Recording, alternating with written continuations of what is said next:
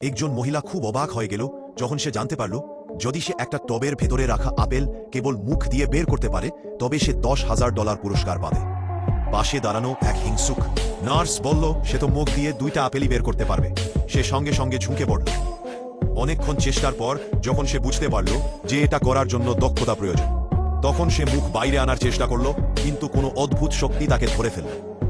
একজন লোক যখন তার শক্তি দেখল তখন তার প্রশংসা করল, কিন্তু এবার নার্সের অবস্থা খারাপ হতে শুরু করল, কারণ সে শ্বাস নিতে পারছিল না।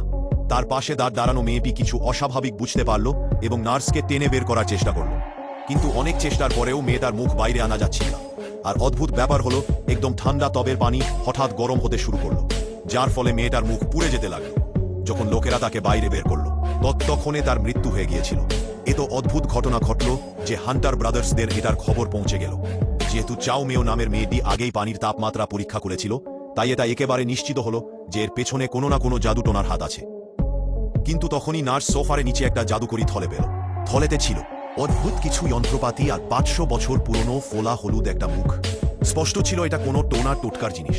ঠিক সেই মুহূর্তে আরও এক অদ্ভুত ঘটনা ঘটল।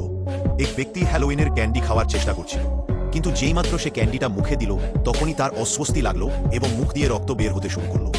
মুখ থেকে যখন সেটা বের করতে চাইল তখন হাতে ব্লেডের টুকরো এসে গেল আর লোকটা ভীষণ কষ্ট পেতে লাগলো।